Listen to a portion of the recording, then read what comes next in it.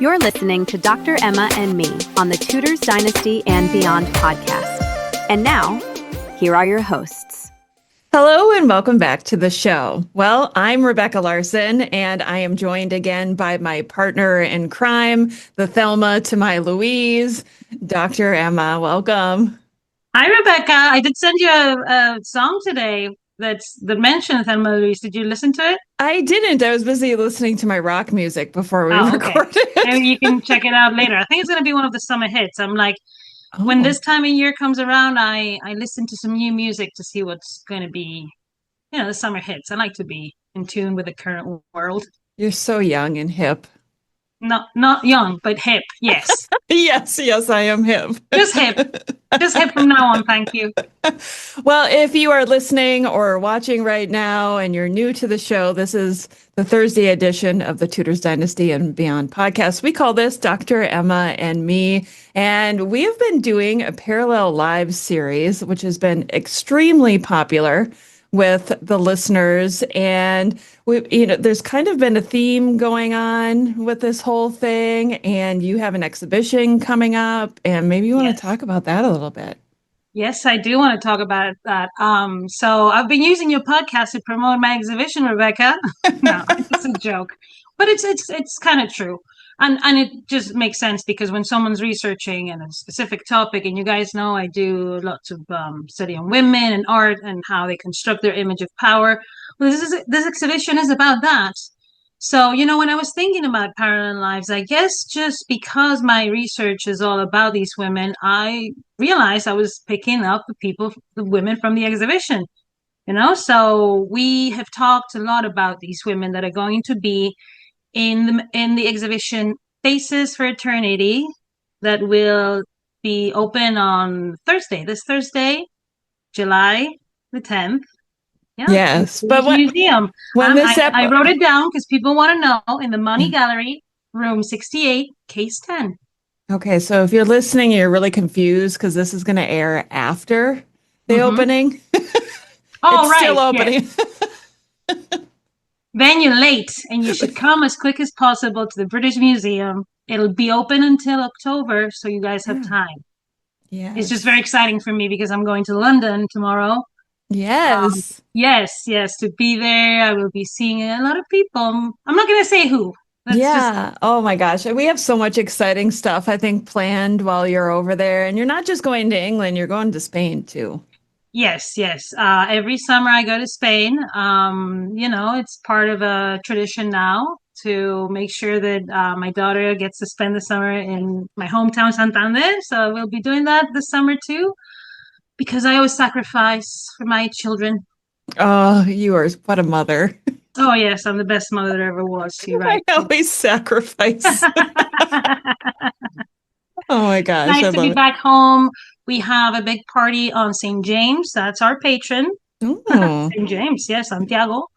We have great fireworks, but when I was a kid, it was mostly the fireworks, but it's turned into this 1 week party that, everybody comes to now from all over Spain. So, we're like a big party in Spain. What am I going to say? It sounds to me like I imagine it like during Tudor times when they had like wine flowing in the streets and bonfires. And isn't that what it's like? Yeah, and I think that one of the reasons how I got into this art patronage and all that is because one of the first things I studied was negotiations of marriages, but those come associated with parties in London and Madrid and other places because you have to convince your subjects that those are good ideas. Yeah. And the descriptions of the parties are so good. They had fountains where the wine was flowing in London for the wedding of Arthur and Catherine of Aragon. Imagine how popular you become when you've been the bride to the wedding with the wine coming out of a fountain all day long. I mean, you become pretty popular, yes. And Catherine of Aragon and Arthur Tudor's wedding was my first approach to the Tudors and those things linked between material culture we have in museums, but also like all the tales we have from that time because the chronicles and there's just great descriptions. So if you have a good imagination, which most listeners of this podcast will have, you need to read those. They're fun. They're fun to read through. Yeah, exactly. When you get a feel for what it was like, that's always the the And best. a lot of them are downloadable. And I mean, you have to be a bit savvy knowing where the sources are, but there's a lot of them and they're long. Some of them are long. So it's gonna, if you need something to read this summer and you want to get into that, maybe download one of those and, read about parties in the Tudor time. Yeah, That's how I started getting into the Tudors they were partiers. They were good partiers. yeah, they were. I actually have a couple books, or at least one book that is like descriptions of something during. I'll have to share that in the show notes so that if anybody wants to go out. Sydney Anglo was really the person to put the ceremonial, we call it partying, ceremonial. It's all part of the same game, right? It's the celebration, is the gathering of people, is the showcasing the wealth, the magnificence in London. And I'm going there. Oh, I'm so excited. Every time I go to London, it's special to me. Yeah, well, it's an amazing city. It's Hmm. huge, and there are so many people. That's all I remember from my trip into London. I was only there Yeah. for a day, but there are just people everywhere. And of course, I was also there in like June, so super tourist season, I'm sure. And It's always busy. It's always busy because there's tourists, there's people living there. There's, so many people there for so many reasons, including yourself or myself, right? yeah. So everyone feels welcome because it's just so diverse. And that was the first big city that I ever visited. My grandmother took me when I was a Oh, teenager, wow. and you know, I've just been in love with it ever since. It is like a melting pot of culture, Oh, isn't it? yes. Yes. And yes, and then you become obsessed with a certain character from time because you're doing your research, and then she happened to live there a lot of her life. But then I realized when I was doing my research that a lot of people didn't know that Baynard's castle was her castle. Hmm. Talking again about Catherine of Aragon, or that Hans Holbein probably painted a lot of his paintings for that he did for Catherine in Baynard's castle involving fungi. He That's was in right. charge of the parties in the Tudor Henry court. Guilford. Yes, Henry Guilford, who was painted by Holbein, for example. So That's another fantastic painting. yes, but we're not talking about Catherine of Aragon. Well, maybe a little bit. Yeah, I was just gonna say, I have a feeling there's gonna be some talk about Catherine of Aragon today. We can reveal what the topic of Parallel Lives is today if you want to before the guest joins us. Oh, I'm so excited. I'm so excited. So today we're going to talk about two women that will be featured heavily in the exhibition because they are the first ruling queens of England. Mary the First and Elizabeth the First, famous sisters buried together in Westminster Abbey, confronted for centuries, but praised both, and more Elizabeth over time. But I think Mary is having a comeback. Will she ever be as popular as Elizabeth? I don't think No, so. no. But is Mary making a comeback, and are people, because they admire Elizabeth, realize that Mary was part of Elizabeth's upbringing and her education? We need to look more sympathetically towards her sister who opened the door for her to rule. Yeah. Yeah. This was one of those episodes that I wasn't really sure I wanted to do because they're sisters. So obviously there's parallels in their lives. But the more I dug into it and looked at their lives, the more interesting it became to me. And I'm really looking forward to this discussion today. I think what is happening is each individual episode is not isolated from the rest, and we've already had a guest, so we have a guest today. We know what that entails. It's not just talking about parallels. It's digging deep in what this person knows about. Usually, a person they're a specialist in, but when they're rethinking things through the lens of someone who was similar but at the same time so different, right? Yeah. Because I mean, they were very similar, but they were so different too. Yes, they were. That is, So, um, and they're buried together. I know, but only one has an effigy. But they're buried together That's true. forever and ever, That's right. Like sisters. like sisters. That's Yeah. what it says, right? Yes. Well, Oh, I'm getting excited I now. know. I'm really looking forward to this. So I think it's time to head on over and talk to our guest. Yes. Hello and welcome back. Well, as we just said, we're here to welcome a guest to the show, and this guest has never been on the show before, and I'm just so excited to talk to her today. But I'm going to let Dr. Emma introduce our guest today. Hi, everyone. So, I mean, everybody knows, because if you're watching the video, which you should be doing, Rebecca's been telling you to watch the videos. We have Carole Levin today here. Hi, Carol. How are you? I am so excited to be here with both of you. This is a really wonderful experience for me. So when I was thinking about parallel lives, one of the ones that came to, I mean, the first person I thought of, one of the first people I thought of was Elizabeth I. And of course I had to ask Carol to come if I was thinking, because she just wrote one of the books that has influenced me so much, The Heart and Stomach of a King. And she will be talking a bit about why she chose all of that. But she's got a long trajectory, and she's doing very exciting things right now that she's going to be talking to us about. She's one of my mentors. I am editing a book in her series. She's just an amazing person and one of the best Tudor scholars there is. So I'm so excited about you being here, Carol, today. Thank you for coming.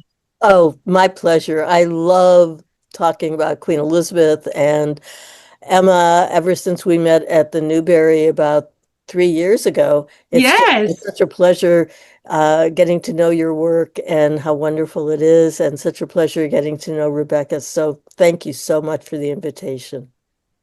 Yes, we're very Yes, excited to have you here. very excited. So you are our Elizabeth I expert, and we're doing parallel lives with Elizabeth I and Mary I. So Emma is going to be our Mary I experts on today's episode, and I'm just going to sit back and enjoy my coffee and just. Well, Carol is helping me to become a Mary the First expert because I am editing a book that will be published in Queenship of Power series she edits, which addresses for the first time what we know about Mary the First artistic patronage. And Carol knows and has published so much about Elizabeth's artistic patronage, cultural patronage, especially too. So there's a lot of crossover. And to me, what's more important is how she has thought about gender and being a queen and things like that. It's more profound for me, Carol's work, in the sense of just the Tudors. It's her perspective, her gender perspective that has always had a bigger impact in my work, than just, oh, she studies Elizabeth I. Is the things she studies about Elizabeth I that I find cool. Thank you. Thank Oh, you. well, where do we start on the parallel lives today? There's so many parallels between these two women. Do we just start from the point where Henry I, VIII marries Anne Boleyn, or where do we start? I think that's a great place to point as a start, but I'm actually, as I always do, we're starting here and then we're going a little bit back from there. And Yes. I would just say that when Henry VIII married Catherine of Aragon, and he married her as soon as he became king, he was a few months short of his 18th birthday. Mm-hmm. They were crowned together, and it was very much Henry's decision to marry Catherine. Mm-hmm. She, of course, had been at the court for years as Prince Arthur's widow, Mm-hmm. but even though the plan had been for him to marry Catherine when he grew older, Henry VII also had various other negotiations about potential marriages. When True. Henry was about 14, he had Henry swear he wasn't bound to marry Catherine.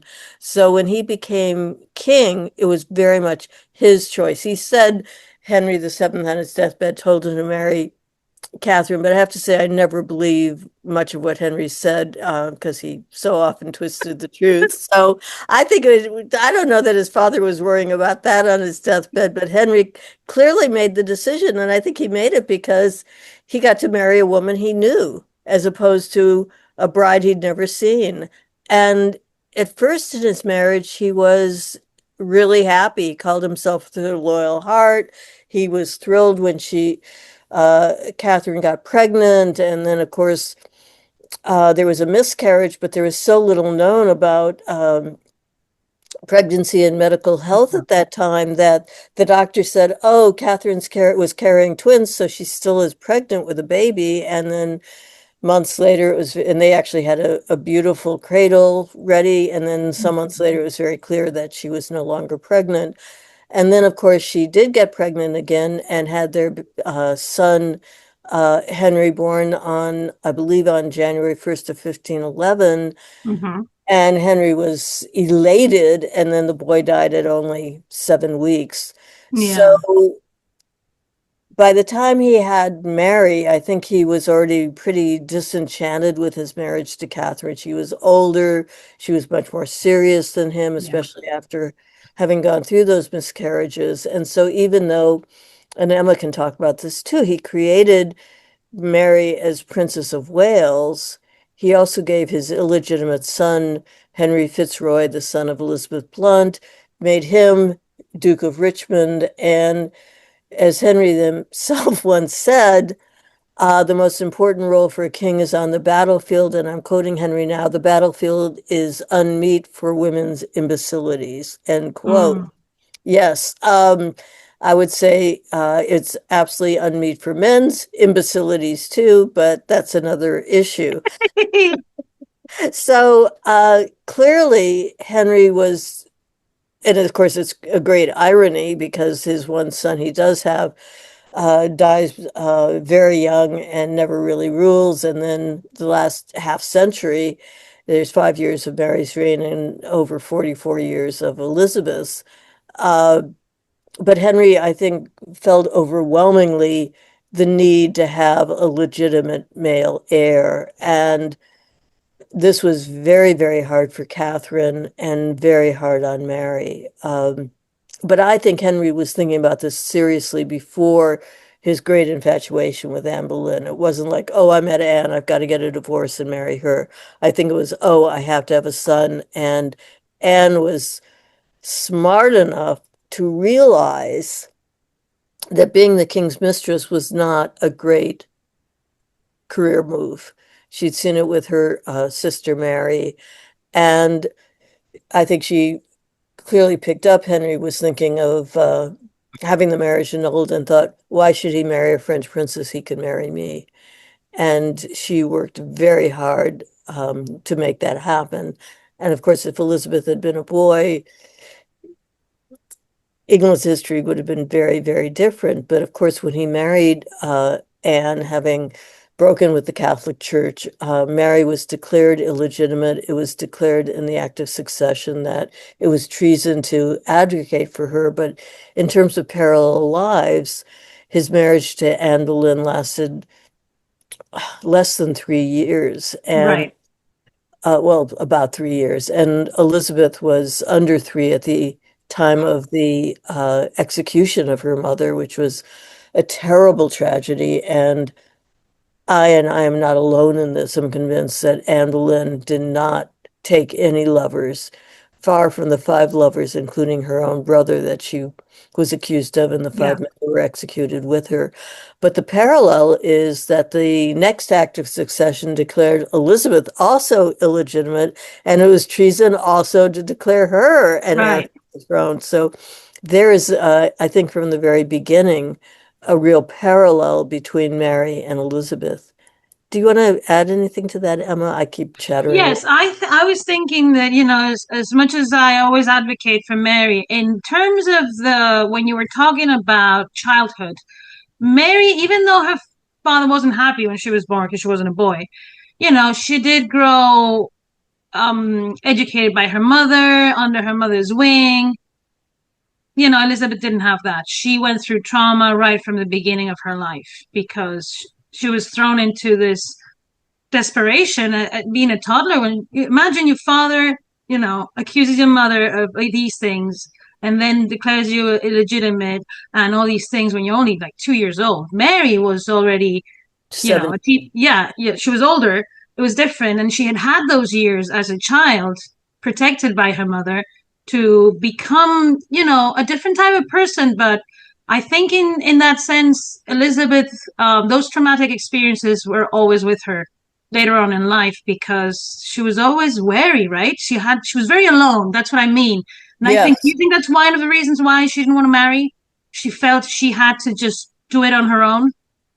I want to respond to that, and I think you're so right. And we know, I don't know that Elizabeth would have any memory of it, but the last time she was with her mother's holding her, begging Henry to treat her better. And when, after her mother's execution, she actually asked, and here she is, under 3 years old, and she said, why was I Princess Elizabeth yesterday and today I'm Lady Elizabeth?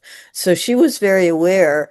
But in terms of knowing what happened to her mother, we don't know definitely how she learned that. But my own guess is that not only, of course, did Henry have his second wife executed for adultery and treason, but he had his fifth wife and Yes. young cousin Catherine Howard, and Elizabeth was then 8 years old. And I Yeah. think that the gossip around when Catherine was also accused and executed, everyone must have been saying, oh, that's just like Anne Boleyn. And if Elizabeth didn't know before that, I think she definitely knew at the age of 8. And another reason why I think so is that Robert Dudley says as an adult, I've known her since she was 8 years old, and she told me then she would never marry. Robert obviously tried everything he could to change her mind Right. unsuccessfully. But I think that's a very interesting insight into Elizabeth that as a child she had made that decision. I think that's very interesting too, and I see a parallel not just with not so much maybe with Mary, but other women of the Spanish monarchy, especially after they become widows, where they declare they want to become religious nuns and things like that. Sometimes Yes, it was a woman's way to have control and power, just to not have, because once you were married, the man had power over you, right? absolutely. And I think that was in a sense not exactly a parallel, but a lesson for Elizabeth, because when Mary first became queen, and Exactly. Yeah. Mary was actually so thrilled and delighted, she was actually very kind to Elizabeth at first, and then that all fell apart. But I think Elizabeth saw that the pressure on Mary to marry was so strong, and of course, Yeah. she marries her cousin Philip of Spain. Yeah. Even with the negotiations and what everything was worked out, people kept talking about King Philip. He's, as if he were the ruler and Mary was Yeah. simply his wife. And I think Elizabeth saw that and thought, oh, there's no way I want to give over power once she became queen. You Uh, can't blame her. What do you think, Rebecca?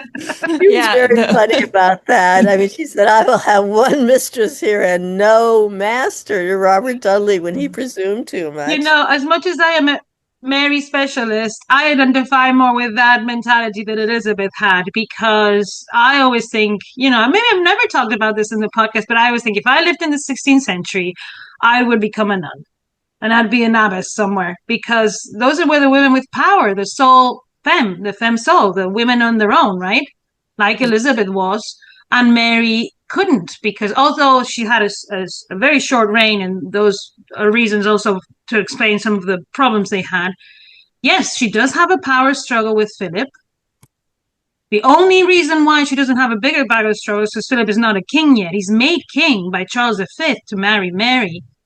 And Not as soon as he can, actually, Emma, he yeah. doesn't become king till about a year into their marriage. Oh, When, he's made king of when Naples oh, first. King of Naples. Okay, I was going to say he doesn't become King of Spain Yeah, until king of Spain his until later. Yeah, but his so that's the father thing. He's only abdicates. 27. He's very young. But as soon as he's king of England and king of Naples, and through his marriage to Mary, he grabs into that power, obviously, and becomes a king in England, like a full king. He reminds me a bit of that parallel to Philip the Fair, Philip the Handsome, and Juana. We've talked about them. We call him Crybaby, Carol. You do. I feel very sorry for Juana, and I'm not Yeah. pronouncing it right Yes, yes, correctly, yes. but I actually feel very sad for her because, boy, she was betrayed by every man in her family, her father, Exactly. her son, her husband, and that's tragic. And I think that in some ways, Mary was really betrayed by Philip in a way that Elizabeth did not want to. Hmm. You know, Elizabeth, interestingly enough, and this is where the parallel really breaks down, really had no interest in getting pregnant and having a child. I mean, she was very funny Same. about that because she said, well, sometimes even the most beautiful tree has a rotten limb on it. So how do you Yeah, know that a good woman wouldn't have a bad child?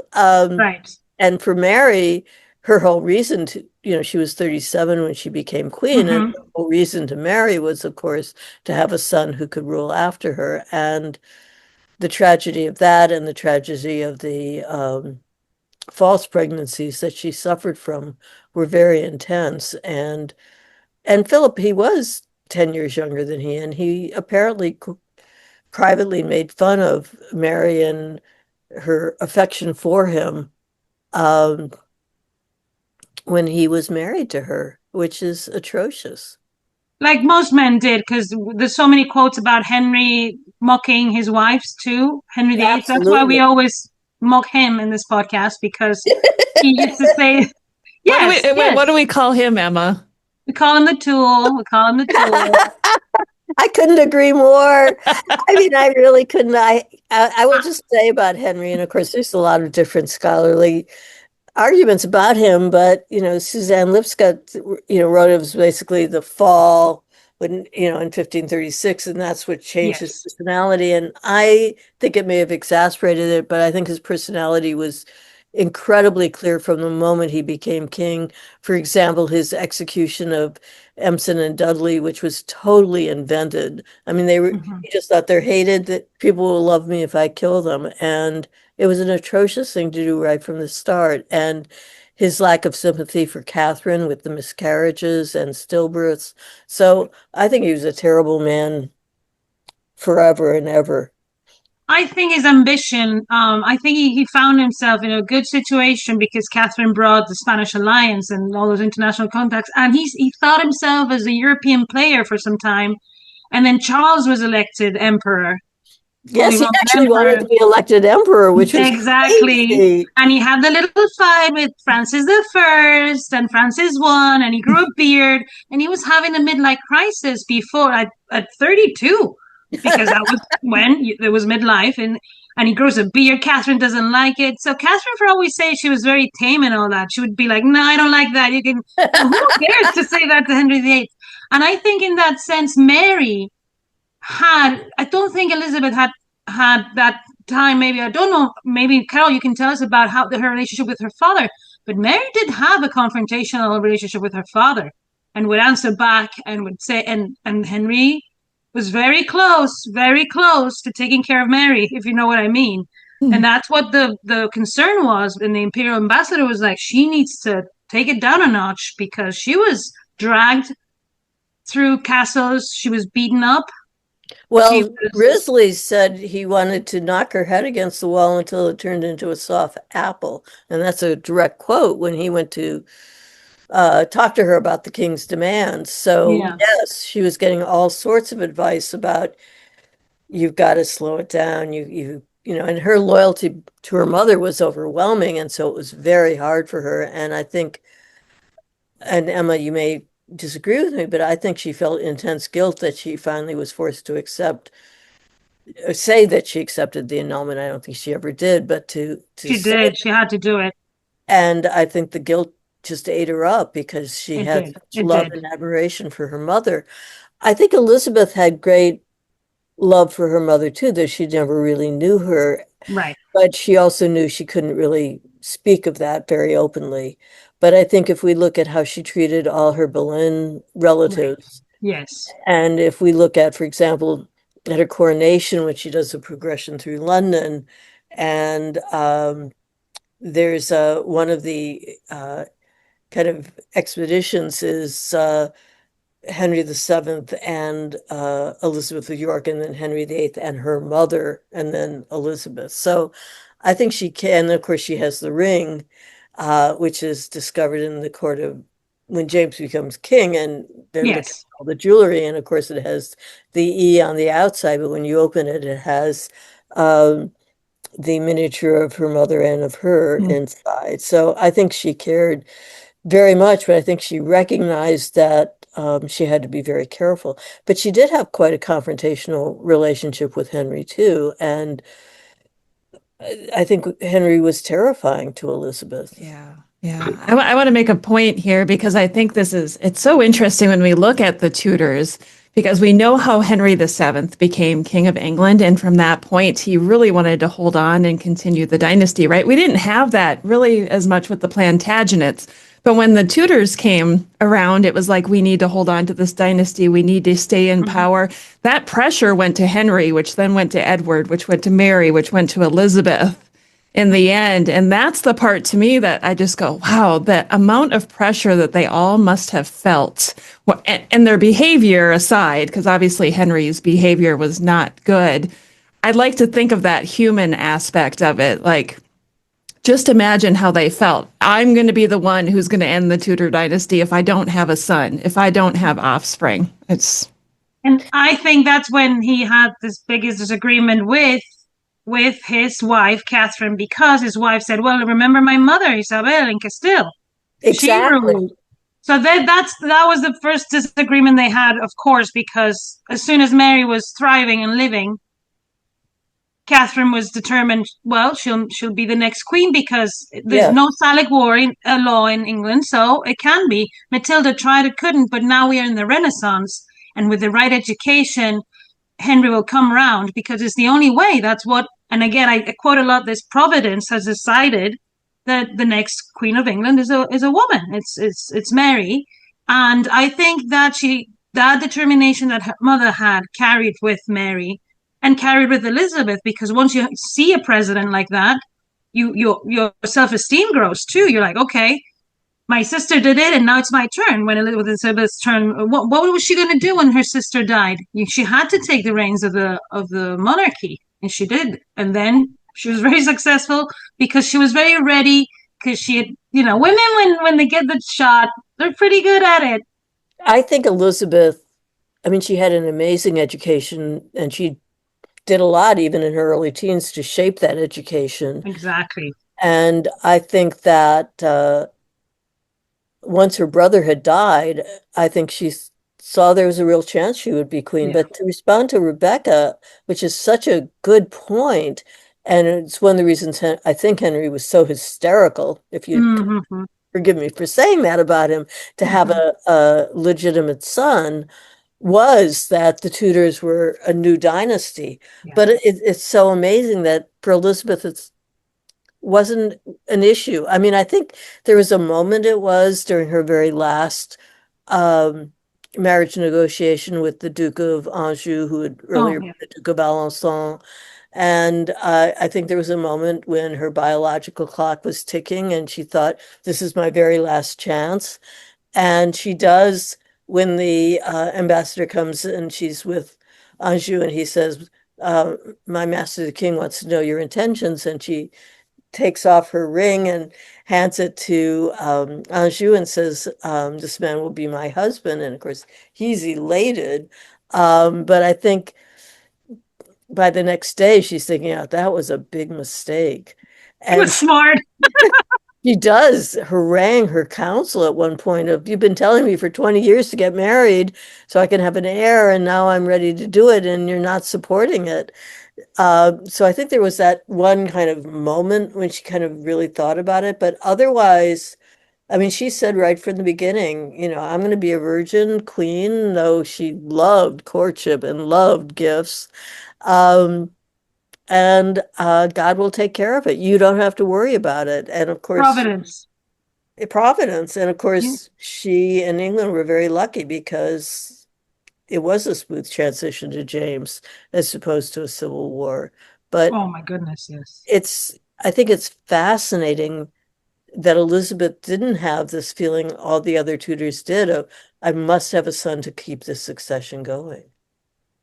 And I wanted to point out too the parallels not only with Mary but with Catherine of Aragon between Elizabeth, because what I think, talking about Providence, what I think sometimes is we tend to separate them because one was Catholic and the other one was Protestant. But there's they were times both very, very strong women. And I would also say about Catherine, and it's one of the reasons she was so beloved, is even though she was Spanish, she made herself into such an English queen who cared about the people. She was, and I think this was, not just a brilliant strategy. I think this was absolutely true. She saw this as her destiny, and she saw this as what she must do. And I think for Elizabeth as well, though I think her rhetoric was always better than her reality, but I think she did truly, truly love her people and valued their love of her. And I think you're absolutely right, Emma. That is a huge parallel between Catherine of Aragon and Queen Elizabeth. Which parallels with Isabel of Castile, because that's where they both get the idea from, who is also featured in the exhibition. So Elizabeth I is the last one. Isabel, namesake, maybe parallel life, second part, I don't know. Isabel of Castile. I mean, truly the parallel should be with Isabel of Castile. And Elizabeth had pictures of Isabel of Castile. Oh, I didn't know that. Yes. That's fascinating. Had two pictures. One is in the Prado Museum now. Wow, there's your bomb for this episode, Emma. Yes, and in those books, she's dressed in cloth of gold, holding the book, thinking. She's represented as a humanist queen. Elizabeth represents herself as a humanist teenager in that amazing portrait where she has a book in front of her. And I want Carol to tell you how much I'm going to work to find out who commissioned all those portraits, because I think the women were so involved in all of this. Catherine Parr, Elizabeth, Mary. When the relationship was flowing, you get these amazing pictures, you get these amazing medals, you get these amazing things. So when women are working together and are in good terms, the art is getting very cool, because that's the time we get the first full-length pictures of queens, like the one of Catherine Parr. And Elizabeth is just studying for this exhibit. Carol, just her fashion, her jewels, her hair. I'm just like blown away, because as you enter the almost a Baroque time, it just gets all so big and theatrical. I love it. Well, about her jewelry and her clothing, she loved both. And one of the things I think is so interesting is that traditionally people would give for New Year's gift, the courtiers would give the ruler gold. Often it would be in a beautifully embroidered little purse, but that's what they would give. And Elizabeth, very early in her reign, excuse me, told her ladies in waiting that let people know, I don't want gold. I want gifts. I want jewelry. I want clothing. Bling. She was actually very specific. At one point, there was a message to Bess of Hardwick like, oh, I think I want a blue dress. Don't send me a red one. And I love that. And of course, it's very funny because they were, parallel also. She and Mary. Yes. And while Mary, on the one hand, once she was in England, was trying to get Elizabeth assassinated when she first got there, wrote to the Spanish ambassador, said, with your master's help, I'll be Queen of England in 3 months. Mass will be said all over the country. But she also, Mary, was incredibly skilled in embroidery, and she did the most beautiful embroidered gifts for Elizabeth, which she'd send saying, oh, bring me to court, bring me to court. Right. And one of the funniest things about clothing, I will just mention about that, is when Mary escapes, and of course, she's only 25, and Elizabeth was 25 when she became queen, and there's Mary, 25, and no longer queen, and she escapes to England, and it's not true because she's then welcomed, and they do have some clothing for her at the castle where she first goes. But she writes to Elizabeth and said, I only have the clothes I left in, that I stand up in. Send me more clothes immediately and then bring me to court. And Elizabeth was really insulted. She is not going to send clothes. So what she ends up doing, and it's really kind of embarrassing, is the clothes she sends are so minimal and not at all fit for a queen. And so when they're opened, Elizabeth's, the guy who brought them, he says, oh, and Mary's going, are you kidding me? And he says, oh, Elizabeth misunderstood. She thought you wanted clothing for your maid. Oh, bird. Well, Catherine of Aragon does mention once to her dad, I'm in rags. I'm sure she wasn't in rags. It's just at court you had to, and then the way you present it is, Elizabeth was very smart, because if Mary comes along dressed like a queen, what's going to happen? People are going to consider her a queen. It's the battle of the appearance and the visual battle that these women have. And speaking of that, and speaking of the exhibition, the portraits, right? the presence of the Queen in so many places. Elizabeth is one of the most portrayed English monarchs of all time, and iconic. Everybody recognizes Elizabeth I. I have several books for my daughter Susan on historical women. Elizabeth is always featured in those. And well, she always has an iconic image, right? But I will say, and I think it's so interesting, Elizabeth said, I just don't want random portraits of me. They have to be approved. And one of the things that I think is fascinating, and I've published on this, but in the 1577 Holinshed's Chronicle, as opposed to the expanded one 10 years later, there is a portrait of every ruler in it. And they're quite amazing. And especially some of the more recent, really, they look like obviously the illustrator had seen actual portraits of Henry VIII and Edward and Mary and so on. The only one who does not get a portrait is Elizabeth. But I think she does have one, and I can show you this at some point. I've done a lot of work. I absolutely love Boudica, the first century Iceni queen, who roused her people to fight the Romans. And I think there's so many parallels with Elizabeth rousing her people to fight the Spanish.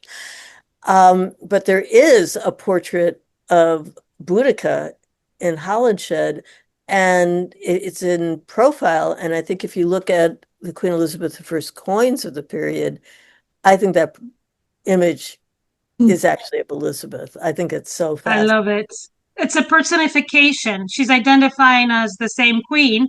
That will also be featured in the exhibition, because portrait medals usually had a portrait of the queen or the ruler on one side. And on the other side, sometimes, especially as the Renaissance advances, like in the Elizabethan period, sometimes symbols, personifications, victory, or the defeat of the Armada in one of the medals. But also, one I wanted to bring up, Carol, the falcon, or sometimes the phoenix.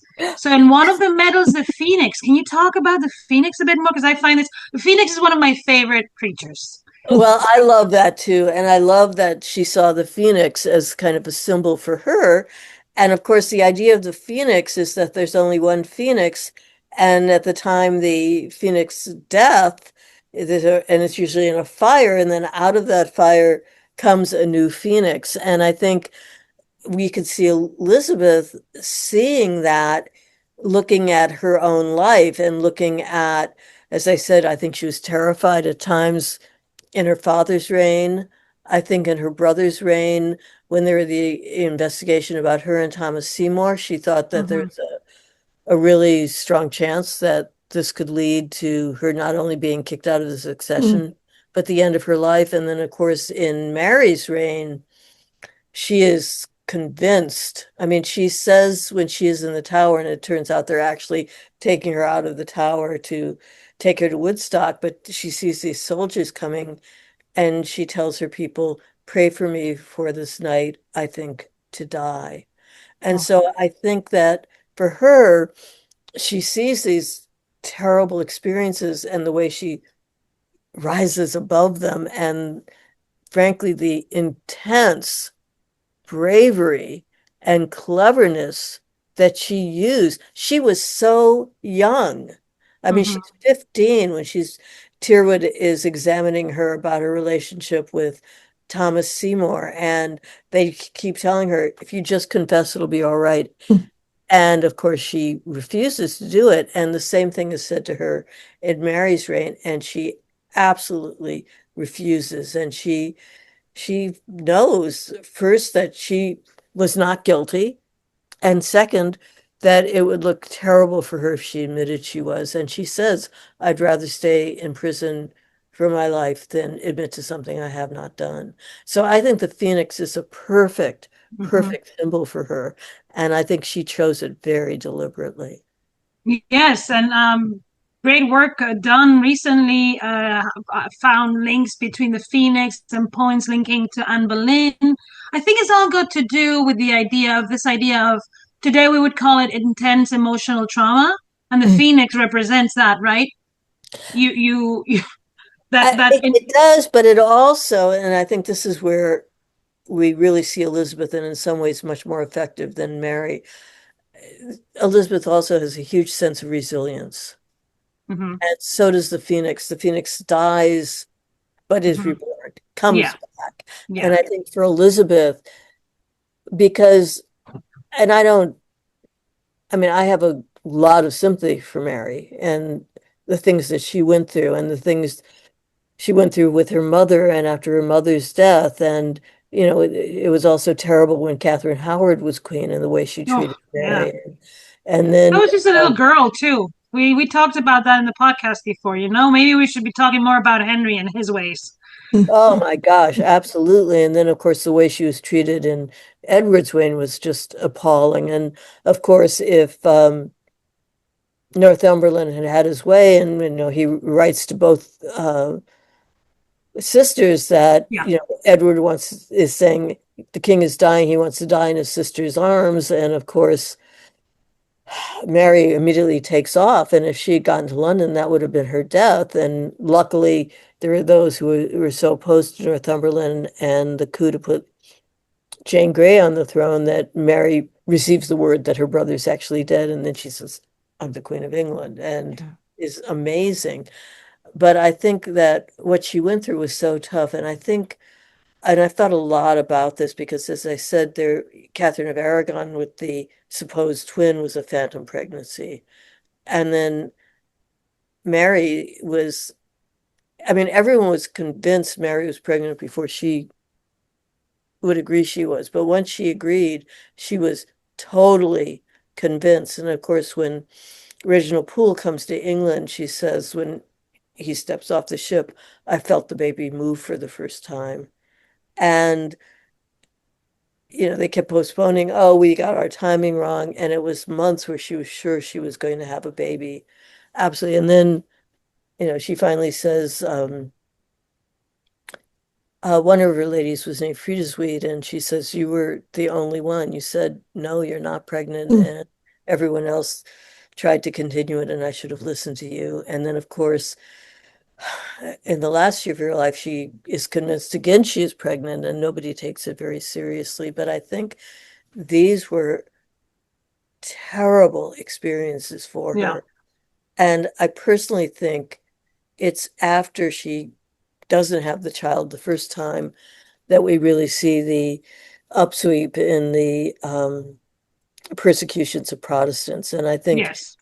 in many ways, I think she felt she didn't have a baby because God was punishing her for not Yeah. really bringing England back thoroughly to the Catholic Church. And that's why she started to burn heretics. I I think you're right, Carol, and I think that this thing with the heirs and the obsession of the Tudors drove them crazy.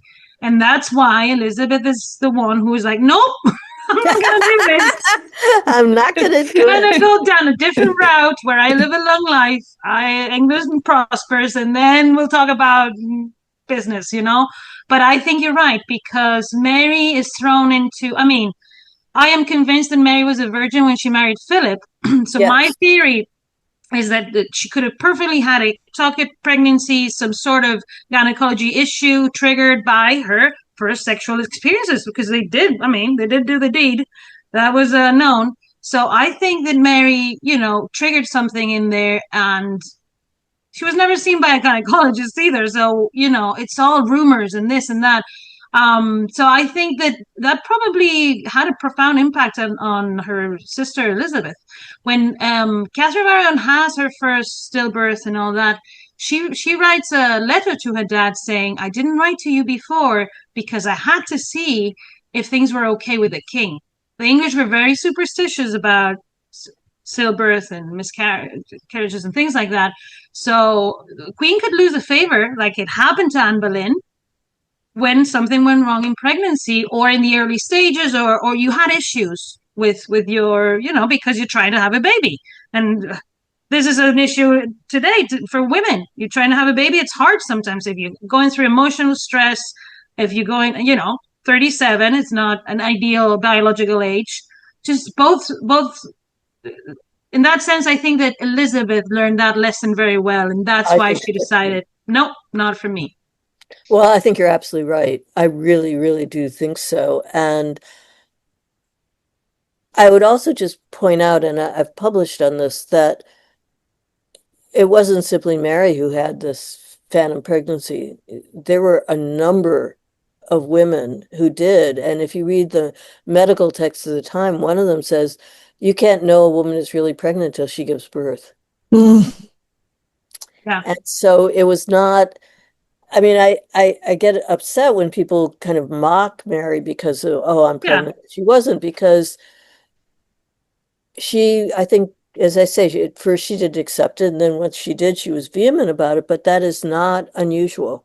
I mean, that Yeah. happened to Lady Lyle in her last marriage, and Hmm. it happened to Ambrose Dudley's, I think his Hmm. first wife. Hmm. So there were a number of phantom pregnancies, and I think phantom pregnancy is much a better description than hysterical pregnancy, which I find very nasty. Yeah, Yeah. degrading, insulting. Yeah, and at the same time, Mary's going through a process of asserting her power because not everybody's accepting her power, of marrying this guy who's like, well, then we have to go back to the Catholic Church, and she's agreeing with that. But England has changed forever, and Absolutely. it's not the time for that anymore. And that's why I think, the last year and a half of Mary is just a mess because she's a mess because she's trying to do the impossible, really, right? And I want to go back to the issue of Mary, as I say, her phantom pregnancy and Elizabeth seeing that.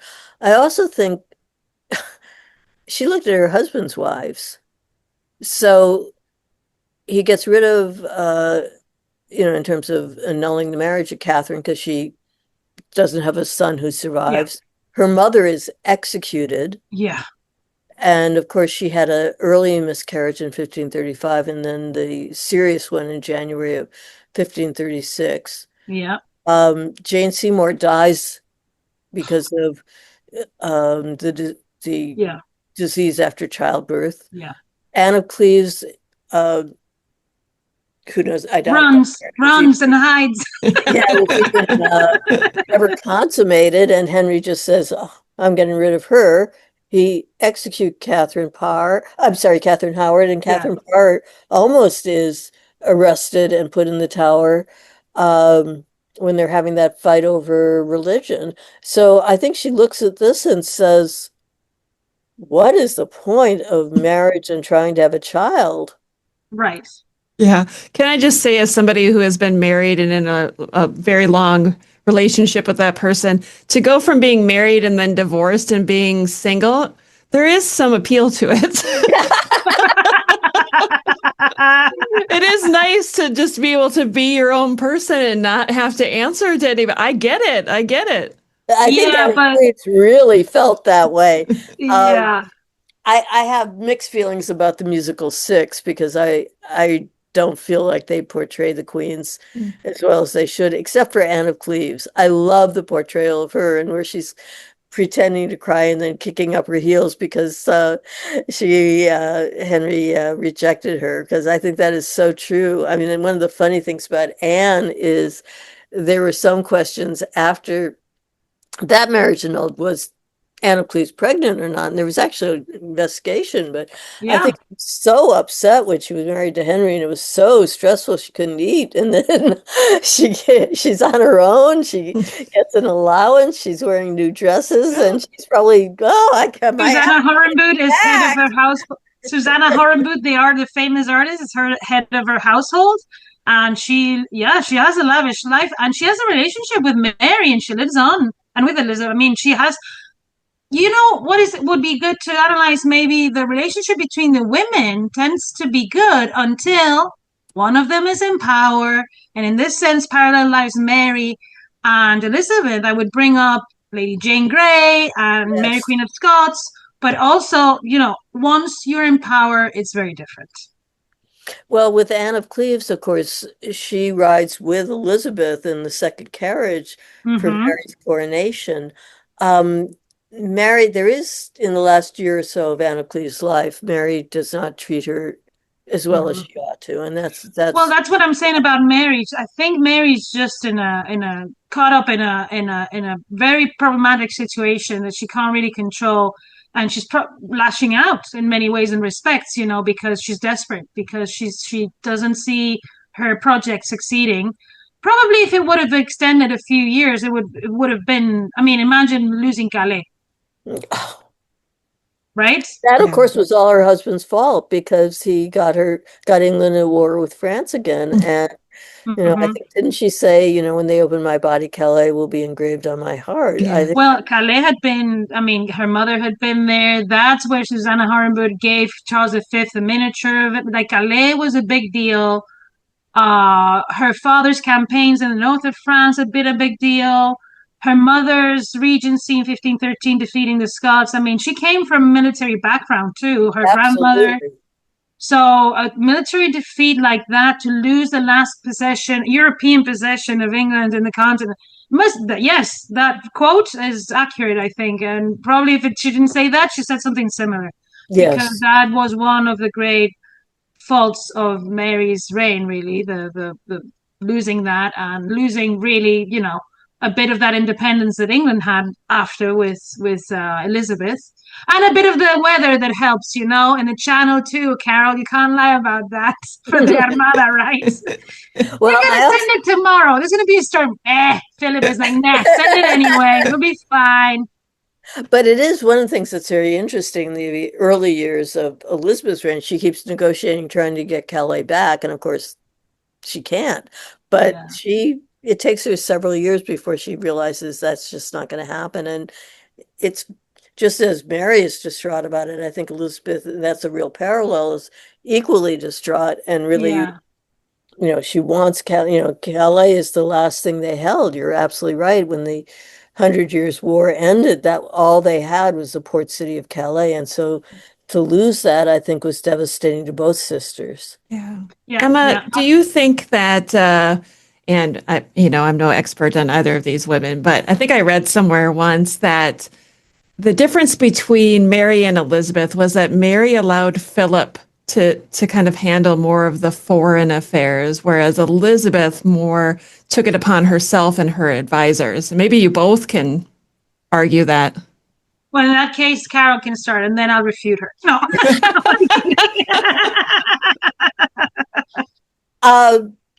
I think that in many ways, once Philip was there, she was in some ways dominated by him, and wanted very much to make him happy, to make that alliance work very well. I think, honestly, even though there's all this, oh, Philip's the king, I think Mary never thought of herself not as the important queen. Yeah. But I think it's true that for Elizabeth, and in the end, she made these decisions. I mean, she listened a lot to especially William Cecil, Francis Walsingham, but she made the final decisions herself on foreign and domestic affairs. And again, that's, I think, one reason she absolutely did not want to marry, because she knew the pressure of a husband would be, oh, you're the queen, but the wife obeys the husband, and she did not want to ever do that.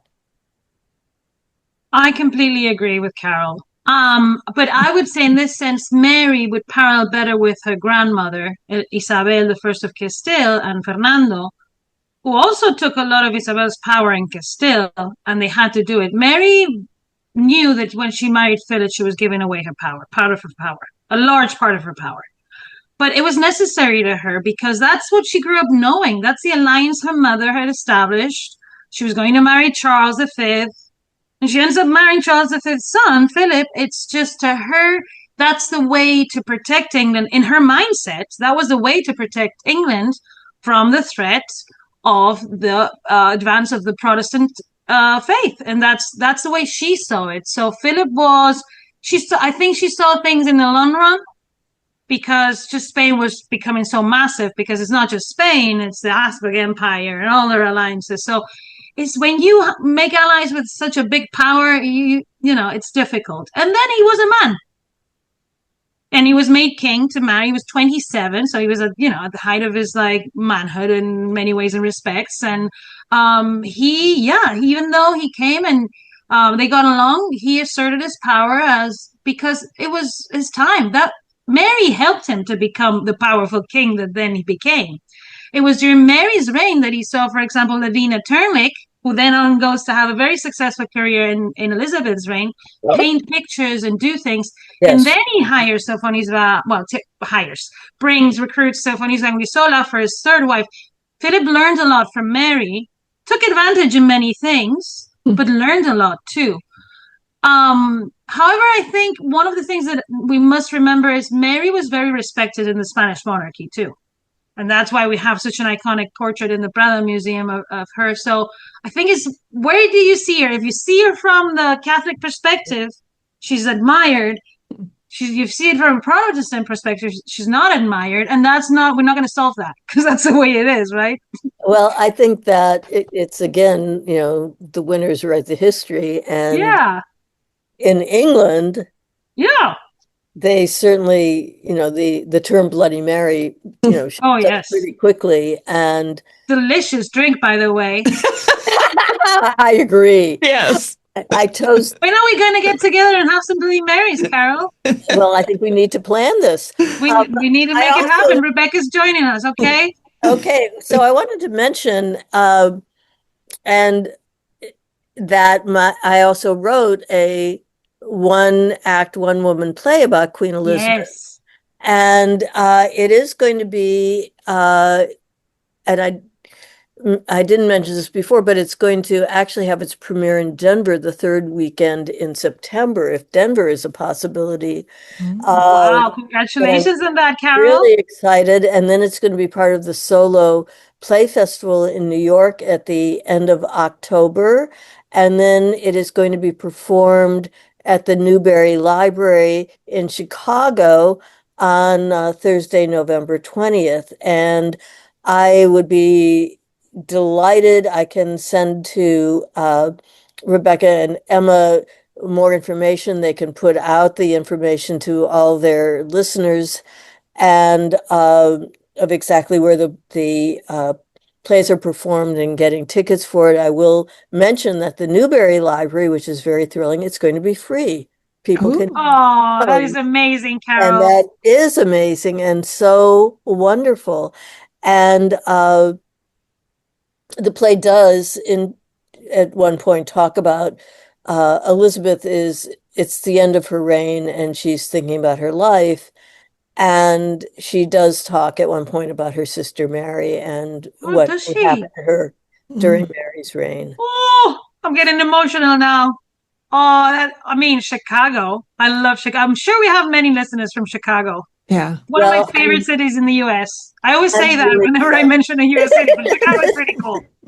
I would be thrilled if people see it. It was at the Edinburgh Fringe in August, and that was one of the highlights of my life. And I'm just very, very proud of it because I wanted to show, how amazing Elizabeth was, but I wanted to do it kind of historically correctly. And, all of the films that show Mary, Stuart, and Elizabeth and their grand confrontation about each other, that never happened.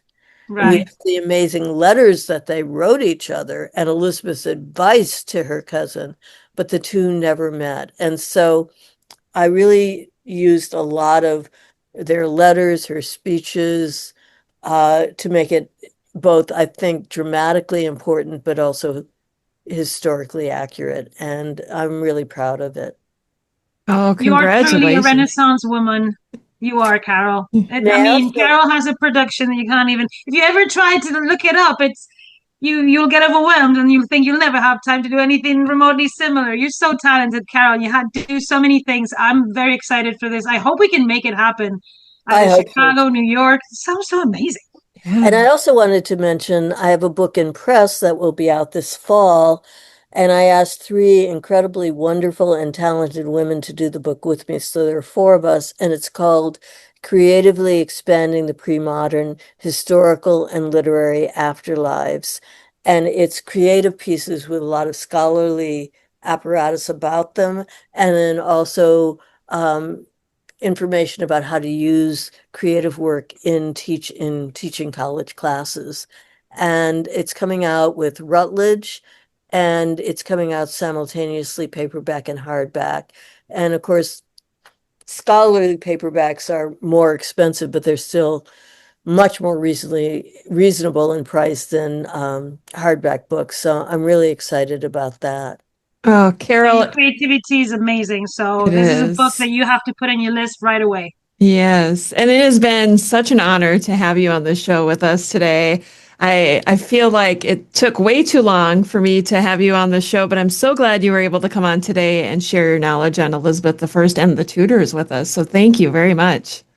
Yes, It thank you was so so much. much my pleasure. And as I said, I admire both of you so much. And it was a joy for me to have this wonderful conversation.